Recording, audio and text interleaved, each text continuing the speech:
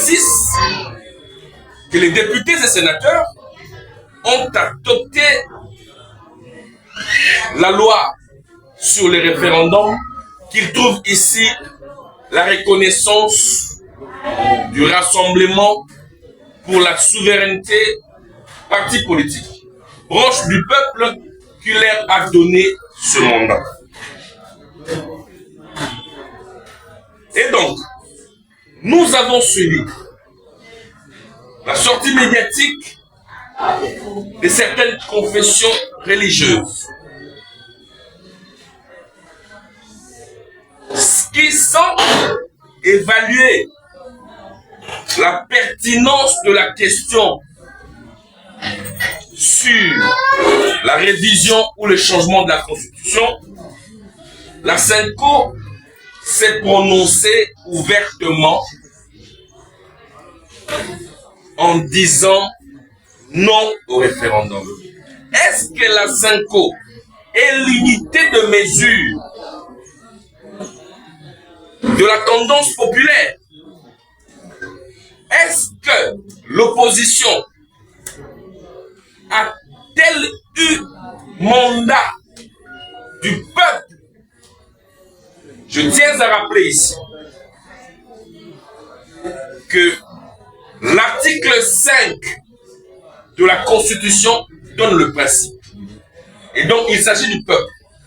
Seul le peuple est souverain. Vous savez que veut dire souverain? Cela veut dire simplement qu'au-dessus du peuple congolais, il n'y a aucune autre personne, aucune institution, même le président de la République ne peut s'en substituer. Vous le savez très bien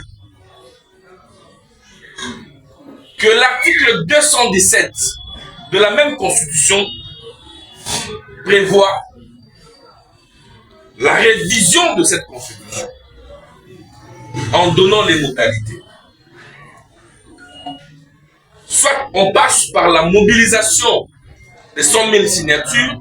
J'aimerais ici féliciter le peuple qui s'est manifesté. J'ai vu plusieurs élus, présidents des partis politiques, déposer les signatures du peuple. Soit elle peut être adoptée par la majorité 3/5 des élus. Le Rassemblement pour la souveraineté donne clairement sa position. Nous demandons au président de la République, parce que l'article 217 lui reconnaît également la possibilité en tant qu'institution de pouvoir initier une révision ou mieux un référendum. Le Rassemblement pour la souveraineté invite le président de la République, pour des raisons de célérité, pour des raisons de rapidité, voulais-je dire, à pouvoir saisir les députés nationaux qui sont les représentants du peuple, afin que cette question du référendum soit adoptée à l'Assemblée nationale. Ces élus sont l'émanation du peuple congolais. Alors l'émanation légitime. Les députés nationaux, excusez-moi, ont la chance d'être largement représentatifs. Lorsqu'il faille recourir aux élus, nous avons au moins la chance d'avoir les représentants du Nord et du Sud Kivu. Nous les connaissons. Et donc, ils peuvent s'exprimer au nom de cette partie de la République. Ainsi donc, la question de la balkanisation, telle que soulevée par les députés nationaux, tombe caduque.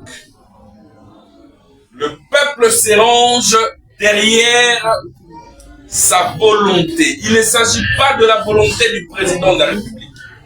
Cette constitution met en mal le développement de la République démocratique du Congo. La CENCO n'a pas reçu mandat du peuple. Vous le savez d'ailleurs très bien que nous sommes un peuple laïque. La République démocratique du Congo n'est ni catholique, ni musulmane, encore moins protestante. Nous sommes un peuple et une nation laïque. Une branche de l'Église ne peut pas dicter tout un peuple qui est décidé à s'autodéterminer sur son destin, au mieux sur son avenir. Le référendum populaire, oui. Les élus députés nationaux sont les représentants du peuple. Le Rassemblement pour la souveraineté voudrait mettre à l'épreuve les acteurs politiques qui se veulent de l'opposition. Le document. Voir Joseph Kabila et consorts. Tous ont prêché la révision de la Constitution, ou mieux, le référendum. J'aimerais vous présenter ce document. C'est le projet de société du président Martin Fayulu. Ce n'est pas moi qui l'ai conçu,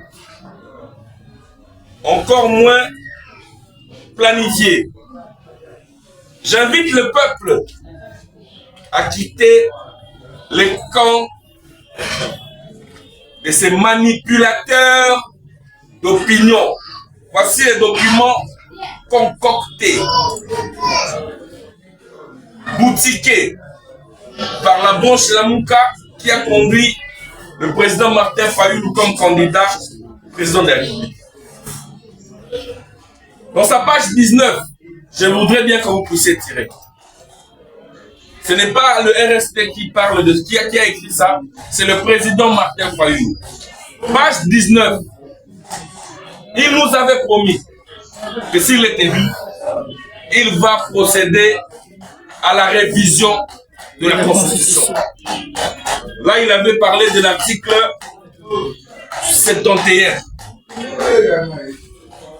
Ça veut dire que si le président Martin Fayulu était élu, il modifierait cette Constitution. Plus que ça, le président Martin Fayulu avait prédit le référendum. Ce n'est pas moi qui l'ai dit.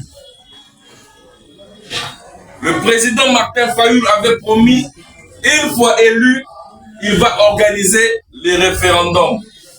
Le document, il est là. Page 219. Point 2 des réformes constitutionnelles.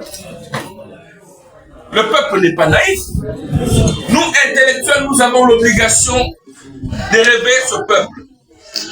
Lorsque la question de la révision ou du changement de la Constitution se place sur la table, il ne s'agit pas d'une mouvance contre une autre. J'invite l'opposition à plus de responsabilités. Assumez vos propos.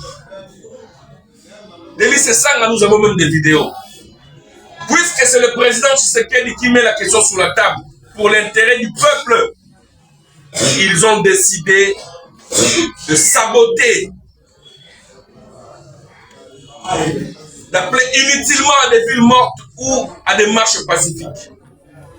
Alors que vous le savez, leurs enfants vivent aux États-Unis, en France et en Belgique. Ils veulent, sur le dos des Congolais et de la jeunesse, de surcroît du peuple, motiver leur ambition machiavélique de faire couler les sangs de Congolais. Je vous en ai donné des preuves. J'invite la population congolaise à ne céder à aucune pression. Au président de la République à ne céder à aucune pression, quelle qu'elle soit, qu'elle vienne des ambassadeurs ou de qui que ce soit. qu'il vous soit souvenu que pour des questions d'avortement, la France a révisé sa constitution. Pour des questions aussi banales, la Belgique est prête à réviser sa constitution. Le peuple dit ceci. Nous devons changer cette constitution.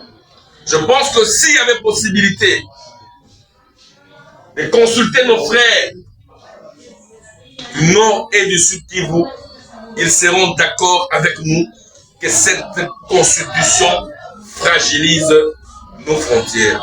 Heureusement que nous avons des députés nationaux.